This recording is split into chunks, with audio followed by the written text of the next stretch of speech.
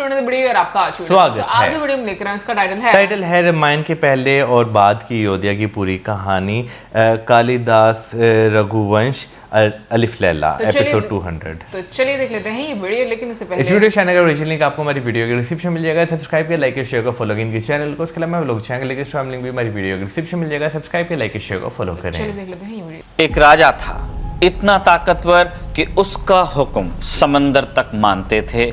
सूरज के वंश का उत्तराधिकारी था वो, लेकिन उसकी प्रजा को महीनों तक उसका सिर्फ एक हिस्सा नसीब होता, एक पैर जो महल की खिड़की से बाहर लटकाया करता वो। लोग उसी पैर को झुककर सलाम करते और लौट जाते। ये उसी खानदान का आखिरी राजा था जिसके पहले राजा ने सिर्फ एक बेटे की चाह में जंगल में एक नौकर की तरह दिन काटे, एक गाय के पीछे पीछे चला, दिन भर उसकी रखवाली की, रात में पहरा दिया। एक ही वंश, एक सिरे पर इतना धैर्य कि राजा एक गाय की सेवा में लगा है, और दूसरे सिरे पर इतना भोग कि राजा का सिर्फ पैर ही उसकी पहचान रह गया है। और इन दोनों सिरों के बीच की कहानी में एक गाय का वो शाप है जो राजा ने खुद कभी सुना ही नहीं, एक शेर है जो इंसानों की ज़बान में बात करता है, आसमान से गिरी फूलों की एक माला है जो एक रानी की जान पल भर में ले लेती है, और शिकार पर हुई एक छोटी सी गलती है जिसका श्राप पूरे वंश का रास्ता मोड़ देता है। एक राजा ने अपनी जान खुद एक शेर को क्यों सौंप दी? फूलों की एक माला कैसे किसी की जान ले सकती है? जंगल में राजा से ऐसी कौन सी गलती हुई जिसने उसके पूरे खानदान को डुबो दिया? सूरज से शुरू हुआ एक वंश आखिर इतनी बुरी तरह खत्म कैसे और क्यों हुआ? नमस्ते, मैं हूं निखिल और आप देख रहे हैं अलिफ लैला, जिसमें आज कहानी रघुवंश की।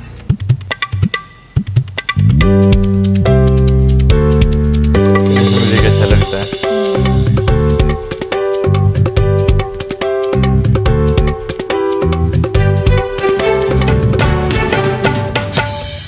रघुवंश संस्कृत के सबसे बड़े कवि माने जाने वाले कवि कालिदास का सबसे लंबा काव्य।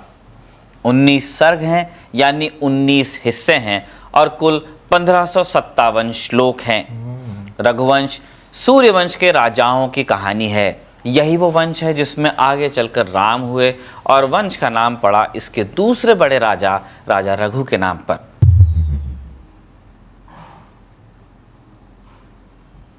कहानी की शुरुआत होती है सूर्यवंश से, जिसे इक्ष्वाकु वंश भी कहते हैं। इस वंश के राजा हुए दिलीप, उत्तर कोसल के राजा जिनकी राजधानी थी अयोध्या। ये मनु की संतान थे। अब दिलीप एक न्यायप्रिय और संयमी राजा थे। उनकी रानी का नाम था सुदक्षिणा, मगध के राजघराने की बेटी थी। राज था, ताकत थी, पैसा धन दौलत थी, नहीं था तो बस एक बेटा, एक वारिस जो उनके बाद इस वंश को आगे बढ़ाता, राजा के इस दुनिया के जाने के बाद पिंडदान करता, मुक्ति देता। वक्त बीतता जा रहा था और ये एक बेटे की जो चाह थी वो अधूरी थी। आखिर दिलीप ने राजकाज अपने मंत्रियों को सौंपा और रानी के साथ निकल पड़े अपने कुलगुरु के आश्रम की ओर। रघुवंश के कुलगुरु कौन? गुरु वशिष्ठ, और इनकी पत्नी थी अरुंधति। आश्रम पहुंचकर दिलीप ने गुरु के सामने अपने मन की पीड़ा रखी कि सब कुछ है, बेटा ही नहीं है, और इसके बिना ये सारा राज, गहनों से भरे दीपों वाली ये पूरी धरती मुझे फीकी लगती है। अब वशिष्ठ ने कुछ देर आंखें बंद की और ध्यान में उन्होंने वो वजह देख ली जिसने दिलीप का रास्ता रोक कर रखा था। फिर वो एक पुरानी बात बताते हैं। कहते हैं कि कुछ समय पहले की बात है, स्वर्ग में देवराज इंद्र की सेवा करके सुरभि नाम की एक दिव्य गाय धरती की ओर लौट रही थी। सुरभि यानी वही गाय जिन्हें कामधेनु कहा गया। रास्ते में सुरभि कल्प वृक्ष के नीचे रुकी, उस पेड़ के नीचे जो हर ख्वाहिश पूरी कर देता है। उसी रास्ते से दिलीप भी गुजरे। अब सही तरीका ये था कि वो उस दिव्य गाय की परिक्रमा करते, उन्हें आदर देते और फिर आगे बढ़ते, लेकिन उस समय ध्यान कहीं और था और बिना आदर दिए वो आगे निकल गए, देख नहीं पाए। अब सुरभि को ये बात खल गई कि राजा यहीं से गया लेकिन देखा नहीं, मुझे कोई आदर नहीं दिया। शाप दे दिया कि जब तक दिलीप उनकी किसी संतान को प्रसन्न नहीं कर लेते तब तक इन्हें औलाद ही नहीं होगी। अब दिलचस्प बात यह थी कि राजा दिलीप ने यह शाप जो उन्हीं को पड़ा सुना ही नहीं था कभी। कालिदास बड़े काव्यात्मक तरीके से इसका वर्णन करते हुए कहते हैं, लिखते हैं कि उसी वक्त आकाश की नदी में दिशाओं के हाथी नहाते थे और उनके शोर में राजा और उनके सारथी दोनों को सुरभि की बात सुनाई नहीं दी। अब जब ऋषि वशिष्ठ ने बता दिया कि दिलीप की संतान ना होने का ये कारण है, तो साथ साथ उन्होंने निदान भी दिया और इसके लिए राजा दिलीप को उसी गाय सुरभि के पास जाना था। अब यहाँ एक और दिक्कत, सुरभि रहती थी पाताल में, तो गुरु वशिष्ठ ने इसका भी रास्ता निकाला। बताया कि सुरभि की एक बेटी है, एक गाय, जिसका नाम है नंदिनी। उस नंदिनी की सेवा करो, उसके पीछे पीछे चलो, उसकी रखवाली करो। जब नंदिनी प्रसन्न होगी, तुम्हारी इच्छा पूरी हो जाएगी, जो बेटा तुम चाहते हो। अब गुरु की बात पूरी भी नहीं हुई थी कि जंगल से वही गाय निकल आई, हल्के लाल रंग की, माथे पर जिसके कुछ सफ़ेद बाल थे जो शाम के चांद की रेखा जैसे लगते थे। अगली सुबह से दिलीप का फिर नया जीवन शुरू हुआ। राजा का ठाट बाट पीछे छूट गया और अब वो एक चरवाहे की तरह नंदिनी के पीछे पीछे जंगल में घूमते, अच्छी घास उसे चराते, उसके शरीर पर लगे कीड़े हटाते, चलती तो चलते, रुकती तो रुक जाते, बैठती तो पहरा देते। जैसे नंदिनी की छाया उसके साथ साथ चलती थी, राजा दिलीप भी चले। और रानी सुदक्षिणा हर सुबह आश्रम से विदा करती इन दोनों को और हर शाम उन दोनों का स्वागत करती। मेन तो नंदिनी का ही। 21 दिन ऐसे बीते, राजा अपने वचन पर डटे रहे और 22वें दिन नंदिनी हिमालय की एक घाटी में पहुंची। गंगा की धारा के पास एक गुफा थी और दिलीप उस वक्त पहाड़ की सुंदरता देखने में कुछ देर को खो गए थे। उन्हें लगता था कि ये दिव्य गाय है, इसको तो कोई हिंसक जानवर छुएगा भी नहीं। तभी गुफा के अंदर से गाय के कराहने की आवाज आई। दिलीप ने पलटकर देखा कि एक शेर ने नंदिनी को दबोच लिया था। अब राजा क्या करेंगे? राजा ने तुरंत तरकश की ओर अपना हाथ किया तीर निकालने के लिए, लेकिन हाथ उनका वही जम गया। तीर उनके हाथ में था, निशाना उनके सामने था। कई तीर उन्होंने चलाए भी थे ऐसे शेरों पर, लेकिन उस दिन उनकी उंगलियां हिल ही नहीं पा रही थीं। और तब वो शेर इंसानों की ज़बान में बोलने लगा। कहता है, रुक जाओ राजन, ये तीर अब किसी काम का नहीं है। मेरा नाम है कुंभोदर, मैं भगवान शिव का सेवक हूँ और उन्होंने मुझे इस पहाड़ पर एक देवदार के पेड़ की रखवाली के लिए शेर बनाकर भेजा है। अब ये जो पेड़ है पार्वती को अपने बेटे की तरह प्यारा है और यहाँ जो आने वाले जानवर होते हैं वो मेरा भोजन होते हैं। तो ये आज ये गाय जो आ गई है यहाँ पे मेरे हिस्से की है, मेरा भोजन है, तुम लौट जाओ, तुम्हें शर्मिंदा होने की ज़रूरत नहीं। एक शिष्य अपने गुरु के लिए जो कर सकता था तुम कर चुके हो। जब ये बात हुई तो दिलीप समझ गए कि उनका हाथ किसी और ने नहीं, खुद शिव की शक्ति ने रोका है। तो शर्मिंदगी की जगह एक शांत समझ ने ले ली। उन्होंने फिर शेर से कहा कि मेरी बात सुनकर तुम हो सकता है हंसो, क्योंकि मेरा हाथ तो रुक गया है, पर मैं कहूँगा कि ये गाय मेरे गुरु की धरोहर है, वहाँ से मुझे काम मिला है, मैं इसे यूँ नहीं जाने दे सकता। अब तुम भी भूखे हो, तुम्हारे हिस्से में गाय आई थी, तो तुम मेरे शरीर से भूख मिटाओ और इस गाय को यहाँ से जाने दो, क्योंकि इसका बछड़ा है तो शाम को इसका इंतज़ार करता है। शेर ने समझाया कि तुम तो जवान राजा हो, तुम्हारे पास राज है, रानी है, एक मामूली सी गाय के लिए सब क्यों गवाते हो? जाओ जीते रहो, प्रजा की रक्षा करो। गुरु अगर होते ही नाराज़ कि भाई मेरी गाय कहाँ गई, तो उन्हें लाखों गाय तुम दान कर देना, तुम पैसे वाले हो। पर दिलीप टस से मस नहीं हुए। उन्होंने कहा कि ये कोई मामूली गाय नहीं है, दिव्य गाय है और इसकी रक्षा करना है मेरा धर्म। और ये कहते हुए दिलीप ने अपना हथियार जमीन पर रख दिया और खुद को शेर के हवाले कर दिया। कहानी कहती है कि उसी पल आसमान से दिलीप पर फूलों की बारिश हुई। शेर कहीं गायब हो गया और एक आवाज़ गूंजी कि बेटा उठो। जब दिलीप ने आंखें खोली तो उन्होंने देखा कि शेर तो नहीं है कहीं, सिर्फ वो गाय है नंदिनी, बिल्कुल सुरक्षित। दरअसल वो शेर सच में था ही नहीं, वो नंदिनी की रची हुई एक परीक्षा थी।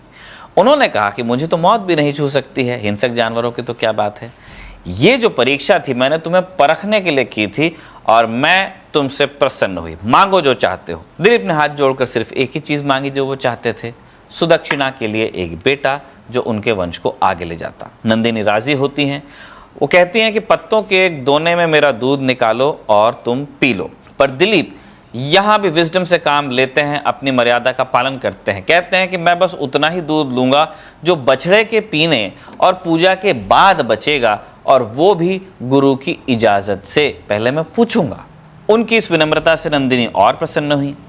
जब दोनों आश्रम लौटे, वशिष्ठ की अनुमति से दिलीप ने वो बचा हुआ दूध लिया, उसको पिया और इसके बाद राजा रानी अपनी राजधानी लौट गए और कुछ ही समय में रानी सुदक्षिणा गर्भवती भी हुई। अब इस बेटे का नाम रखा गया रघु, एक ऐसे शब्द से जिसका मतलब है आगे निकल जाना, पार कर जाना। दिलीप की प्रार्थना थी कि उनका ये बेटा विद्या में और युद्ध में सबसे आगे निकले और रघु ने आगे चलकर ये नाम सच करके भी दिखाया। यही वो बेटा था जिसने एक दिन खुद देवराज इंद्र से युद्ध किया और यही वो राजा था जिसने चारों दिशाओं की धरती को जीता और फिर एक ही यज्ञ में अपना सारा खजाना आखिरी सिक्के तक लुटाया।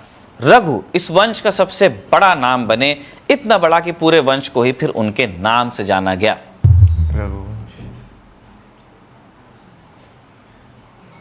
अब राजा रघु की कहानी भी एक यज्ञ से शुरू होती है। राजा दिलीप एक के बाद एक अश्वमेध यज्ञ कर रहे थे। अश्वमेध यानी घोड़े वाला यज्ञ, आपने सुना भी होगा। इसमें एक घोड़े को खुला छोड़ दिया जाता है और जहां जहां उस घोड़े के पैर पड़ते हैं, बेरोक टोक जहां तक के वो विचरता है, वो सारी जमीन फिर राजा की हो जाती है। अब इस घोड़े को अगर कोई रोकता है ना, कि भाई ये जमीन इतनी हम नहीं दे सकते, तो घोड़े को जिसने रोका उसे फिर राजा से करना पड़ता है युद्ध। तो यह है अश्वमेध। अब जो राजा 100 अश्वमेध पूरे कर लेता है वो खुद देवराज इंद्र के बराबर माना जाता है। अब यहाँ हम उस महाकाव्य की बात कर रहे हैं जो कालिदास ने रचा है। वो लिखते हैं कि इंद्र को शतक्रतु भी कहते हैं, यानी 100 यज्ञ करने वाले। अब इधर यज्ञ शुरू हुए और 99 यज्ञ बिना किसी रुकावट के पूरे भी हुए और 100वें की बारी आ गई। इस आखिरी यज्ञ का घोड़ा भी छोड़ा गया और उसकी रखवाली का जिम्मा दिया गया जवान युवराज रघु को। अब कहानी के अनुसार जैसे ही इस घोड़े को छोड़ा गया, कुछ बड़ा अजीब हुआ। पहरेदारों की आंखों के सामने ही घोड़ा गायब हो गया।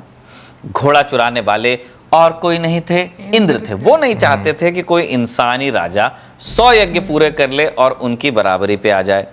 इंद्र किसी को दिखाई भी नहीं दे रहे थे। युवराज रघु को भी कुछ समझ में नहीं आया और तभी वहां नंदिनी पहुंच गई, वही गाय जिनके वरदान से रघु पैदा हुए थे। तो नंदिनी गाय ने पवित्र पानी रघु की फिर आंखों पर लगाया और रघु को फिर अचानक वो सब दिखने लगा जो आम इंसानी आंख से दिख नहीं रहा था। रघु ने देखा कि पूरब के पहाड़ों की तरफ इंद्र अपने रथ में वो घोड़ा बांधकर साथ ले जाते हैं। रघु ने इंद्र को ललकारा। उन्होंने कहा कि हे देवराज, आप तो हर यज्ञ के सबसे पहले हिस्सेदार होते हैं, फिर आप ही मेरे पिता के यज्ञ में बाधा कैसे डाल रहे हैं? आपने घोड़ा रोक लिया। इंद्र तब जवाब देते हैं कि जिसे अपनी कीर्ति प्यारी हो उसे उसकी रक्षा करनी पड़ती है। तुम्हारे पिता इन यज्ञों से मेरे ही शतक्रतु वाली कीर्ति को छीनना चाहते हैं, इसलिए मैंने घोड़ा रोका है। अब तुम लौट जाओ। रघु हंसते हैं, कहते हैं कि अगर आपका यही फैसला है तो पहले आप घोड़े के रखवाले को हराइए, अपने हथियार उठाइए। और फिर रघु और देवराज इंद्र के बीच लड़ाई होती है। दोनों के बीच तीरों की बौछार होने लगी। रघु एक अर्धचंद्राकार तीर से इंद्र के धनुष के प्रत्यंचा काट देते हैं, वो डोरी जिस पे रख के तीर आप चलाते हैं। तो क्या करते हैं इंद्र? अपने धनुष नीचे रखते हैं और वो हथियार उठाते हैं जिससे उन्होंने कभी पहाड़ों के भी पंख काट डाले थे। कौन सा हथियार? वज्र। वज्र का वार सीधे रघु के सीने पर होता है और रघु जमीन पर गिर जाते हैं। उनके सैनिकों की आंखों में आंसू आ जाते हैं कि अब नहीं बचेगा राजकुमार। लेकिन कुछ ही पलों में रघु कपड़े झटक कर अपना दर्द झाड़ कर फिर से खड़े हो जाते हैं। इंद्र हैरान। उन्होंने कहा कि मेरे इस वज्र को तो पहाड़ भी नहीं रोक पाते हैं, आज तक तुम्हारे सिवा कोई इसे झेल नहीं पाया, तो मैं हो गया तुमसे प्रसन्न। अब एक बात है कि इस घोड़े के सिवा जो चाहे तुम मांग लो। रघु भी मानते हैं, समझते हैं बात को। तीर वापस तरकश में रखते हैं और कहते हैं कि अगर घोड़ा आप मुझे नहीं दे सकते तो इस पूरे यज्ञ का जो फल होगा वो आपको मेरे पिता को देना होगा, और ये बात आप खुद अपने दूत के जरिए राजन तक पहुंचाइए ताकि उन्हें संदेह न हो कि मैंने घोड़े की रक्षा नहीं की। इंद्र वादा करते हैं और रघु के साथ अपना सारथी भी भेजते हैं जो ये खबर जाकर राजा दिलीप को सुनाता है कि ये अरेंजमेंट हुआ है इंद्र और रघु के बीच। इधर दिलीप का काम पूरा हो गया था, वंश के लिए एक लायक बेटा मिल गया था और वो बेटा अब एक नायक हो गया था। दिलीप का मन अब संसार से हटने लगा। अब ये तो उनके खानदान की परंपरा ही थी कि बूढ़े होने पर जो राजा है अपना राजपाट योग्य बेटे को सौंपकर खुद जंगल चला जाता है। तो दिलीप ने राजमुकुट रघु को सौंपा और रानी सुदक्षिणा के साथ वो वन की ओर निकल पड़े।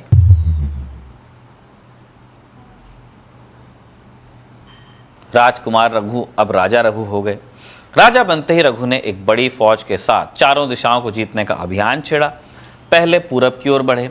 वहां समंदर के किनारे ताड़ के घने जंगल थे। बंग देश के लोग जो नावों से लड़ते थे, इन्हें हराकर रघु ने गंगा के बीच जो टापू थे उन पर अपने विजय स्तंभ गाड़े। फिर वो कलिंग की ओर बढ़े। कलिंग यानी मॉडर्न ओडिशा। वहां के राजा ने हाथियों के साथ डटकर मुकाबला किया, उन पर हथियारों की बारिश की, लेकिन रघु इनसे भी जीते। अब यहां रघु के चरित्र की एक खास बात सामने आती है। उन्होंने कलिंग के राजा को हराया, उसको पकड़ा भी, लेकिन फिर छोड़ा, और जो उसकी जमीन थी वो भी उसको वापस बख्श दी। तो ये रघु का तरीका था। वो जीतते थे, राजाओं को झुकाते थे, उनसे भेंट लेते थे, पर उनका राज वापस उन्हीं को दे भी देते थे। तो राजा राजा ही रहता, बस महाराजा के अधीन हो जाता। फिर रघु कलिंग तक आ गए, दक्षिण की ओर मुड़ते हैं। कावेरी नदी पार करके मलय पर्वत की घाटियों तक पहुंचते हैं, जहां काली मिर्च और इलायची के खेत थे। वहां वो पांड्य राजाओं को हराते हैं और रघु को ढेरों मोती भेंट में मिलते हैं। अब यहाँ आप एक बात नोट कर सकते हैं, हो सकता है कई व्यूअर्स ने नोट की भी होगी। कहानी 4वीं से 5वीं सदी में कालिदास ने लिखी थी, और वो अपने समय के हिसाब से जो ज्योग्राफिकल डिस्क्रिप्शन देती है वो आज भी सटीक बैठता है। कहानी के मुताबिक अपनी दिग्विजय यात्रा में इसके बाद रघु पश्चिम की ओर बढ़े, और यहाँ रघु पारसीकों से टकराए, यानी फारस यानी आज के ईरान के लोगों से। घोड़ों पर सवार होकर एक भयंकर युद्ध हुआ। अरब से घोड़ा आया था, ईरान अरब में नहीं है, मैं डायरेक्शन की बात कर रहा हूँ। आखिर में उत्तर दिशा का नंबर आया और रघु सिंध नदी के किनारे जाकर रुके। वहां उन्होंने हूणों और कंबोजों को झुकाया, जिन्होंने उन्हें सोना और बढ़िया घोड़े भेंट किए, और फिर वो हिमालय पर चढ़े। वहां की पहाड़ी जनजातियों से लड़े। फिर लौहित्य यानी ब्रह्मपुत्र को पार करके वो प्राग ज्योतिष यानी आज के असम के इलाके में पहुंचे। यहाँ के राजाओं ने बिना लड़े उन्हें युद्ध में जीते हुए हाथी भेंट किए। फिर तो चारों दिशाएं जीत कर रघु अपनी राजधानी लौटे। और अब आता है इस कहानी का सबसे चौंकाने वाला मोड़। इतनी सारी धरती जीत कर, इतना सारा धन इकट्ठा करके रघु ने फिर एक यज्ञ किया, नाम रखा विश्वजीत, यानी सारे विश्व को जीतने का यज्ञ। और इस यज्ञ में नियम था कि आदमी अपना सब कुछ दान कर देगा। कालिदास लिखते हैं कि रघु ने वाकई अपना सब कुछ दान किया, पूरा खजाना खाली किया आखिरी सिक्के तक। और उनका मानना ही था कि पैसा तो कमाया ही इसलिए जाता है ताकि उसे बांट दिया जाए। अब राजा के पास सिर्फ नाम का राज बचा, खजाना खाली था। ठीक उसी वक्त दरबार में एक नौजवान आता है जिसका नाम था कौत्स। अब ये जो कौत्स थे वरतंतु नाम के एक ऋषि के ये शिष्य थे, जिन्होंने अपनी पूरी पढ़ाई खत्म कर ली थी और अब अपने गुरु को गुरु दक्षिणा देने के लिए वो कुछ पैसे की तलाश में थे। रघु के पास सोना तो नहीं था, तो उन्होंने अतिथि का स्वागत मिट्टी के एक कटोरे में पानी दे करके किया। कौत्स ने वो मिट्टी का कटोरा देखा और उन्हें समझ में आ गया कि ये व्यक्ति राजा तो है, लेकिन खजाना खाली हो चुका है। उन्होंने सोचा कि यहाँ से कुछ मिलेगा नहीं दक्षिणा में, तो किसी और दानी के पास जाना चाहिए। तो उन्होंने कहा कि जैसे चातक पक्षी किसी सूखे बादल से पानी नहीं मांगता, वैसे ही मैं भी यहाँ से चलता हूँ। लेकिन रघु ने रोका। उन्होंने पूछा कि आपको अपने गुरु को क्या देना है, कितना देना है, मुझे आप बताइए। तब कौत्स बताते हैं कि पढ़ाई जब पूरी हो गई तो मैंने गुरु से दक्षिणा पूछी। उन्होंने कहा कि तुम्हारी सेवा और भक्ति ही काफ़ी है। पर मैं बार बार पूछता रहा तो गुरु झुंझला गए और उन्होंने कहा कि ठीक है, तुमने जो 14 विद्याएं सीखी उनके हिसाब से हर एक के बदले 1 करोड़ यानी कुल 14 करोड़ दे दो। और कौत्स ने आगे कहा कि ये मिट्टी का कटोरा देखकर मैं समझ गया कि आपके पास तो बस राजा का नाम बचा है, इसलिए मैंने इतनी बड़ी रकम मांगकर आपको शर्मिंदा नहीं करना चाहा, हिम्मत ही नहीं की। अब रघु राजा हैं, संत सेवा उनका धर्म है। उनको ये बात चुभ गई। उन्होंने कहा कि ऐसा कलंक तो मुझ पर कभी न लगे कि कोई विद्वान अपने गुरु के लिए कुछ मांगने रघु के पास आया और खाली हाथ लौटकर किसी और के पास चला गया। आप कुछ दिन मेरे यहाँ गेस्ट रहिए, मैं पैसे का इंतज़ाम करता हूँ, कुछ अरेंज किया जाएगा। अब सोचिए क्या अरेंजमेंट। रघु ने जो इंतज़ाम सोचा वो हैरान करने वाला था। उन्होंने सोचा कि दुनिया का सारा पैसा तो धन के देवता कुबेर के पास इकट्ठा है, तो क्यों ना कुबेर को ही रेड किया जाए, चढ़ाई करेंगे। और फिर अपना रथ वो तैयार करने लगे और कुबेर पर हमले के लिए उन्होंने कमर कसी, फौज तैयार हुई। और इतने पक्के इरादे के साथ थे रघु कि शाम को अपने रथ में ही वो सो भी गए। अब जब अगली सुबह उठते हैं तो खजाने के जो अफसर थे जिनके पास काम था काउंटिंग का, घबराए हुए उनके पास आते हैं, राजा को बताते हैं कि आसमान से रात को खजाने में सोने की बारिश हुई है, सोने का एक एक ढेर सुमेरु पर्वत की चोटी से काट कर गिरा दिया गया हो ऐसा लग रहा है। अब ये जो सोना था, कहानी कहती है कि कुबेर ने भेजा था, क्योंकि रात में रघु का इरादा भांप गए थे कि चढ़ाई होने वाली है, तो उन्होंने खुद ही पैसा दे दिया, धन बरसा दिया। तो रघु ने वो सारा सोना कौत्स को दान किया, इतना सोना दिया कि उसे ढोने के लिए 100 खच्चर और ऊंट लगाने पड़े। अब देखिए, साकेत यानी कि अयोध्या के जो लोग थे उन्होंने यहाँ दोनों की तारीफ की। कौत्स की जिन्होंने अपने लिए कुछ नहीं चाहा, सिर्फ अपने गुरु के लिए मांगा, और रघु की जिन्होंने मांगी हुई रकम से कहीं ज्यादा दिया। अब जाते वक्त कौत्स ने रघु को फिर आशीर्वाद दिया कि आपके पास तो राजन सब कुछ है, इसलिए बस इतना कहता हूं कि आपको भी अपने ही जैसा एक बेटा मिले और आप भी अपने पिता ही जैसे एक महान पिता बने। तो यह आशीर्वाद जल्द ही फला। कुछ ही समय बाद सुबह होने से ठीक पहले एक शुभ घड़ी में रघु की रानी ने एक बेटे को जन्म दिया। पिता ने उसका नाम रखा अज। एक दिए से जले दूसरे दिए की तरह ये बेटा भी अपने पिता से जरा भी अलग नहीं था। वही रूप, वही तेज, वही ताकत। लेकिन आज के किस्मत में एक प्रेम कहानी भी लिखी थी जैसी इस वंश में किसी और की नहीं रही। एक स्वयंवर जहां एक राजकुमारी को पाने सैकड़ों राजा जुटे, और एक माला जो आसमान से गिरकर उस पूरी दुनिया को उजाड़ देने वाली थी।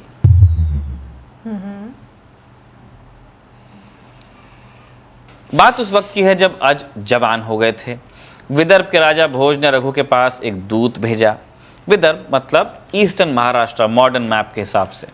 राजा भोज की एक बहन थी इंदुमती, और उनका था स्वयंवर।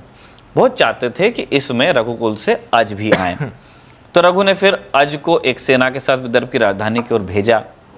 रास्ते में अज ने अपनी थकी हुई सेना को नर्मदा नदी के किनारे रोका। आर्यावर्त की वो सीमा होती थी, उसके बाद आप साउथ में एंटर करते थे।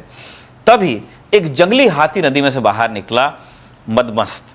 उसके शरीर से इतनी तेज गंध आती थी कि अज की फौज के जो हाथी थे वो भी बौखला गए, और अपने महावतों की परवाह किए बिना वो भागने लगे इधर उधर। घोड़े छूट गए, रथों के पहिए टूट गए, पूरी छावनी में अफरा तफरी हो गई। भाई हाथी दौड़ रहे हैं। अज जानते थे कि एक राजा के लिए जंगली हाथी को मारना मना है, इसलिए उस पागल हाथी को रोकने के लिए उन्होंने धनुष को पूरा खींचे बिना सिर्फ एक तीर उसके माथे पर मारा कि ये अंकुश से रुक जाइए, मारना नहीं है। अब जैसे ही तीर लगा वो हाथी अचानक बदल गया। वो एक चमकते हुए दिव्य पुरुष में बदला और चारों ओर रोशनी का घेरा हो गया। उसने अज को बताया कि मेरा असली नाम है प्रियंवद और मैं गंधर्वों का राजकुमार हूँ। एक ऋषि के शाप से हाथी बना था, और शाप में ही ये कहा गया था कि जब इक्ष्वाकु वंश के अज मेरे माथे पर लोहे का तीर मारेंगे तब मुझे अपना असली रूप वापस मिलेगा। अब हाथी से इंसान जब बन गया प्रियंवद, तो उसने एहसान चुकाने के लिए अज को फिर एक दिव्य हथियार भी दिया जिसका नाम था सम्मोहन। इसकी खासियत ये थी कि दुश्मन को मारता नहीं था, उसे गहरी नींद में सुला देता था। इसका इस्तेमाल करने वाला अपने दुश्मन को बिना मारे उससे जीत सकता था, क्योंकि दुश्मन सो जाता था। यही हथियार आगे चलकर अज की जान भी बचाएगा कहानी में। विदर्भ पहुंचकर अज स्वयंवर में शामिल होते हैं। एक ऊंचे मंच पर सैकड़ों राजा सज धज कर बैठते हैं। सब इंदुमती को पाने की उम्मीद में है। अज भी इनके बीच जाकर बैठते हैं, और लोगों की नजरें बाकी राजाओं को छोड़कर बस उन्हीं पर टिक जाती हैं। जैसी कहानी लिखी गई है वैसे हम आपको बता रहे हैं। फिर इंदुमती आती हैं। उनके साथ चल रही थी सुनंदा, एक तेज तर्रार और हाजिर जवाब लड़की जो हर राजघराने को जानती थी। तो सुनंदा का काम था इंदुमती को एक एक राजा के पास लेकर जाना, उसका परिचय देना कि ये कौन है, कितना ताकतवर है, कितनी ज़मीन है, इसके साथ रहकर तुम्हें कैसा जीवन मिलेगा। इंदुमती एक एक राजा के सामने से गुजरती है। मगध के राजा, अंग के राजा, अवंती के राजा, कई और राजा। सुनंदा हर एक की शान का बखान करती है, लेकिन इंदुमती हर राजा को एक हल्का सा प्रणाम करके आगे बढ़ जाती है। कालिदास यहाँ एक बहुत खूबसूरत बात कहते हैं कि इंदुमती जिस जिस राजा के सामने से बिना रुके गुजर जाती, वो राजा वैसे ही फीका पड़ जाता जैसे रात में दिए की लौ के आगे बढ़ने पर पीछे का हिस्सा अंधेरे में डूबता है। इस बात की खूबसूरती समझने के लिए आपको पूरा अंधेरा, अगर उसमें कभी आप वो चिमनी या दिया लेके बढ़े हैं तो आपको समझ में आ रहा होगा, जिनका बचपन ऐसी जगहों पे बीता है। खैर, आखिर में इंदुमती अज के पास पहुंचती हैं और यहाँ उनके कदम रुक जाते हैं। कैसे रुक जाते हैं? कालिदास लिखते हैं, भौरों का झुंड एक खिले हुए आम के पेड़ को पाकर जैसे कहीं नहीं जाता, वैसे आज के मन में भी एक सवाल आता है कि भाई मुझे चुनेगी या नहीं। तभी उनकी दाहिनी बाह फड़कती है, जो कि एक शुभ संकेत माना जाता था तब। सुनंदा ने अज का परिचय दिया। इक्ष्वाकु वंश का गौरव रघु का बेटा अज, और इंदुमती ने अपनी शर्म एक तरफ रखकर फूलों की वो माला अज के गले में डाल दी। अयोध्या के लोग खुशी से बोल उठे कि जैसे चांदनी बादल रही चांद से मिलती है, जैसे गंगा समंदर से मिलती है, वैसे ही यहाँ एक जैसे गुण एक हो गए। पर सारे राजा इस बात से खुश नहीं हुए। जिन राजाओं को इंदुमती ने ठुकराया था उनके दिल पर तो सांप लौट रहे थे, आग जल रही थी। तो शादी के बाद जब अज इंदुमती को लेकर अयोध्या की तरफ लौट रहे थे तो इन राजाओं ने रास्ते में उनको घेरा और इनकी मंशा थी इंदुमती को जबरदस्ती छीन लेना। तो भयंकर लड़ाई हुई। एक तरफ अकेले अज, फौज भी थी साथ में उनके पर सिंगल राजा, और दूसरी तरफ राजाओं की पूरी फौज थी। और तभी अज ने वो हथियार निकाला जो उन्हें प्रियंवद ने दिया था, सम्मोहन। जैसे ही यह अस्त्र चला, राजाओं की पूरी फौज वहीं पर सो गई। और इसके बाद अज ने उनकी जान नहीं ली। उन्होंने अपने सैनिकों से कहलवा दिया कि इनके झंडों पर खून से लिख दो कि रघु के बेटे ने तुम्हारी शान छीनी है, जान नहीं, ये उसकी दया है। जीतकर अज इंदुमती को लेकर अयोध्या आते हैं। कुछ समय बाद रघु राजपाट उन्हें सौंपते हैं और खुद योग के रास्ते पर निकल पड़ते हैं। और कुछ साल बाद रघु अपना शरीर भी त्याग देते हैं। अब अज राजा थे, इंदुमती उनकी रानी थी। दोनों का प्रेम बड़ा गहरा था। और फिर इंदुमती एक बेटे को जन्म देती हैं जिसका नाम पड़ता है दशरथ। यही दशरथ हैं जिनके यहाँ आगे चलकर राम होंगे। और यहीं इस प्रेम कहानी में वो मोड़ आता है जो रघुवंश के सबसे दुखद पन्नों में से एक है। एक दिन अज और इंदुमती जो प्रेम करते हैं एक दूसरे से खूब, नगर के बगीचे में घूम रहे थे। उसी वक्त आकाश के रास्ते से नारद गुजर रहे थे। उनको जाना था गोकर्ण और वहाँ शिव की स्तुति गानी थी। तो रास्ते में अब जा रहे हैं ये। अब नारद की जो वीणा थी उसके सिरे पर स्वर्ग के फूलों से एक माला बना करके लिपटाई गई थी। हवा का झोंका आया और संयोग से वो माला वीणा से छूटी, नीचे गिरी सीधे इंदुमती के सीने पर। इंदुमती ने उस माला को बस एक पल के लिए देखा और फिर उनका शरीर एक बार को कांपा। और फिर जैसे ग्रहण में चांद की किरण बुझ जाती है, उन्होंने हमेशा के लिए आंखें मूंद ली। जैसे ही इंदुमती गिरी, अज भी बेहोश होकर जमीन पर गिर गए। जैसे तेल खत्म होने पर दिया बुझ जाता है। सैनिक इकट्ठा होते हैं, लोग इकट्ठा होते हैं, वैद्य आते हैं। अज को तो किसी तरह होश में ला लिया जाता है, लेकिन इंदुमती नहीं लौटती हैं। एक राजा जिसने युद्ध जीते थे, देवराज के बराबर के राजाओं को सुला दिया था, वो अपनी पत्नी के निर्जीव शरीर को गोद लिए फूट फूट कर रोने लगा। अज का विलाप रघुवंश के सबसे मार्मिक हिस्सों में से एक है। वो उस माला से सवाल करते हैं कि अगर फूलों की एक माला किसी की जान ले सकती है, तो जब ये मेरे सीने पर रखी तो मुझे क्यों नहीं मार देती? क्या ऐसा है कि कभी कभी अमृत भी जहर बन जाता है? वो कहते हैं कि मेरे प्रिय, हवा अब भी तुम्हारे बालों को छेड़ रही है और मुझे लगता है कि तुम बस वापस आ जाओगी। कुछ देर पहले तक जो रानी जिंदा थी, अब उसका अंतिम संस्कार चंदन की लकड़ी पर होने लगा। आज खुद को किसी तरह उस चिता में झोंकने से रोकते हैं, सिर्फ इसलिए कि लोग ये न कहने लगे कि एक समझदार राजा अपनी प्रेमिका के दुख में पागल होकर मर गया। कुछ समय बाद कुलगुरु वशिष्ठ का संदेश आता है। उन्होंने अपने एक शिष्य के जरिए अज को इंदुमती की मौत का असली राज बताया था। क्या था राज? ये था कि इंदुमती असल में इंसान थी ही नहीं, वो हरिणी नाम की स्वर्ग की एक अप्सरा थी। एक बार तृणबिंदु नाम के एक ऋषि की तपस्या तोड़ने के लिए इंद्र ने उन्हें भेजा था और ऋषि ने नाराज होकर उन्हें इंसान बन जाने का शाप दे दिया था। पर साथ ही ये भी कहा था कि ये शाप उस दिन खत्म भी हो जाएगा जिस दिन स्वर्ग के फूल वो देख लेंगी। इंदुमती के रूप में हरिणी ने अपना जीवन जिया और जिस पल नारद की वो माला उन पर गिरी, उनका शाप पूरा हुआ और वो वापस अपने असली रूप में लौट गई। अप्सरा थी, चली गई स्वर्ग। वशिष्ठ का यहाँ संदेश था कि शोक मत करो, जो जन्म लेता है उसे मरना ही है। लेकिन अज का दिल नहीं माना। उन्होंने 8 साल अपने बेटे दशरथ के साथ किसी तरह काटे, इंदुमती के चित्रों और सपनों में उसे देखते हुए। लेकिन उनके दिल में बिछड़ने का कांटा ऐसा धंसा था जिसका कोई इलाज नहीं हो सका। जब दशरथ थोड़े बड़े हो गए और राज संभालने लायक हो गए, तो अज ने एक बीमार और टूटे हुए शरीर के साथ अन्न जल त्याग कर अपनी जान दे दी, इस उम्मीद में कि अब वो अपनी इंदुमती से जाकर मिल सकते हैं। अब यहाँ से आगे की कहानी आपको मालूम है। उत्तर कोसल के राजा होते हैं दशरथ, श्रवण कुमार को तीर मार देते हैं गलती से, शाप मिलता है, दशरथ के पुत्र राम का वनवास होता है, राम रावण युद्ध होता है। ये जो रामायण का पूरा प्रसंग है रघुवंश में भी शामिल है।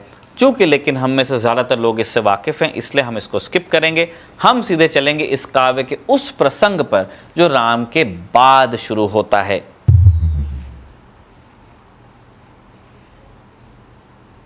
राजा राम ने धरती छोड़ने से पहले अपने दोनों बेटों में अपना राज्य बांट दिया था। कुश को कुशावती का राजा बनाया और लव को शरावती का। अयोध्या का क्या हुआ? कालिदास यहाँ एक प्रसंग का जिक्र करते हैं। एक रात जब दिए बुझ चुके थे और सब सो चुके थे, कुश ने अपने बंद कमरे में एक अजनबी स्त्री को खड़े देखा। वो शोक में डूबी एक विधवा जैसी लगती थी। कुश हैरान रह गए क्योंकि कमरा भीतर से बंद था। उन्होंने फिर पूछा कि भाई तुम कौन हो, अंदर कैसे आई? उस स्त्री ने जवाब दिया कि मैं उसी अयोध्या नगरी की देवी हूँ जिसे तुम्हारे पिता अनाथ छोड़ गए। फिर उसने अपनी हालत बताई। वो नगरी जो कभी इंद्र की राजधानी से भी आगे थी, अब वीरान पड़ी थी। जिन सड़कों पर कभी औरतें अपनी पायल की झनकार के साथ चलती थीं, वहाँ अब सियारों के झुंड मांस की तलाश में चीखते फिरते हैं। जिन सीढ़ियों पर कभी सुंदरियों के लाल रंग में रंगे पैर पड़ते थे, वहाँ अब बाघ अपने खूनी पंजे रखकर चलते हैं। खंभों पर बनी स्त्रियों की मूर्तियां धूल से सनी हैं और उन पर सांपों की छोड़ी हुई केंचुलियां निपटी हैं। महल की खिड़कियां जो कभी रोशनी रोकती थीं, अब मकड़ी के जालों से ढककर धुआं तक रोक रही हैं। नगर की देवी ने विनती की कि इस जगह को छोड़ो और अपनी इस पुरानी राजधानी में लौट आओ। कुछ बात मान लेते हैं।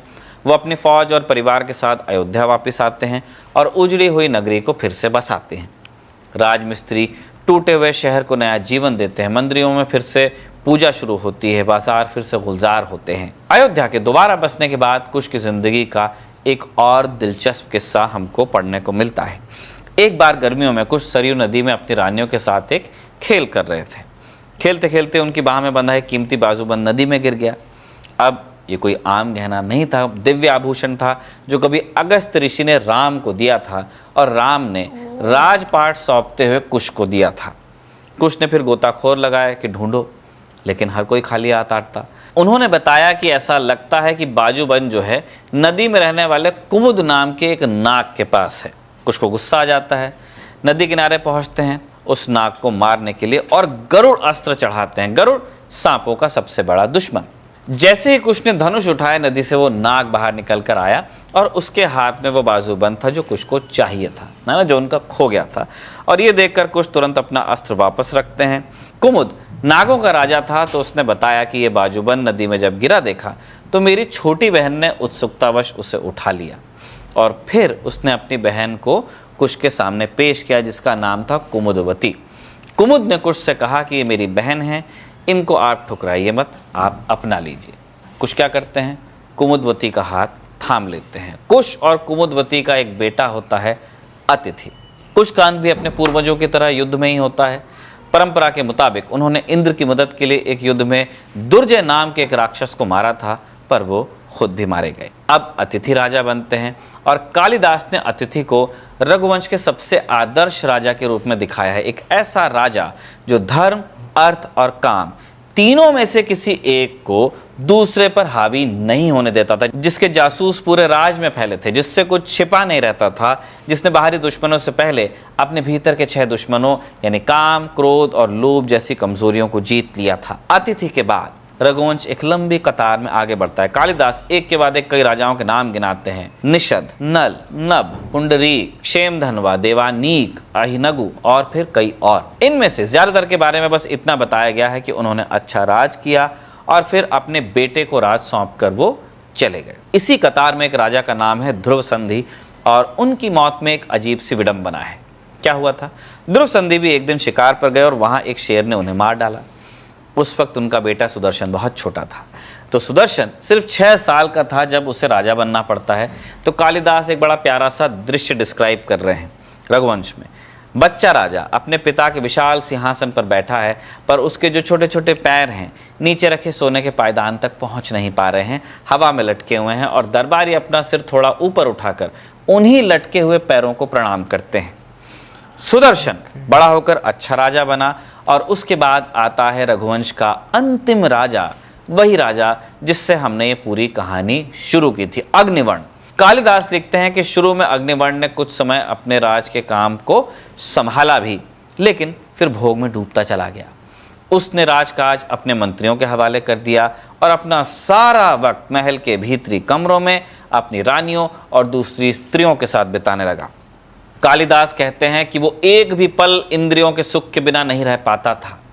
दिन रात भीतर ही रहता और बाहर बेचैन प्रजा, उसका कोई ख्याल उसे नहीं था। कभी कभी जब प्रजा अपने राजा को देखने की जिद पकड़ती और मंत्री राजा को समझाने आते तो अग्निवर्ण बस अपना एक पैर खिड़की से बाहर निकालता और उसके सेवक और प्रजा झुककर उसी एक पैर को प्रणाम कर लेते। इससे ज़्यादा नहीं होगा। मौसम बदलते रहे पर अग्निवर्ण का भोग नहीं बदला। बारिश हो, सर्दी हो, बसंत हो, हर मौसम को बस एक नए तरीके से मनोरंजन में वो खुद को डुबोता रहा। और फिर इसी हद से ज़्यादा भोग ने उसके शरीर को खोखला किया। उसे एक बीमारी ने जकड़ लिया और वो रोग धीरे धीरे शरीर को सुखाने लगा। वैद्य ने सलाह दी पर अग्निवर्ण ने न तो उसकी सुनी और न ही अपनी खतरनाक आदतें छोड़ी। आखिर में उसका चेहरा पीला पड़ गया, आवाज़ कमज़ोर हो गई और वो बिना किसी सहारे के चल भी नहीं पाता था। राजा की इस हालत को मंत्रियों ने प्रजा से छिपाया। कहते रहे कि राजा एक पुत्र पाने की कोशिश में व्यस्त हैं, इसलिए नजर नहीं आते। पर अग्निवर्ण न तो कोई वारिस छोड़ पाया और न ही उस बीमारी से बच पाया। एक दिन महल के बगीचे में इलाज के बहाने मंत्रियों ने चुपचाप उसके शरीर को आग के हवाले कर दिया। और अब इस पूरे वंश के पास अपने आगे बढ़ने का सिर्फ एक सहारा बचा था।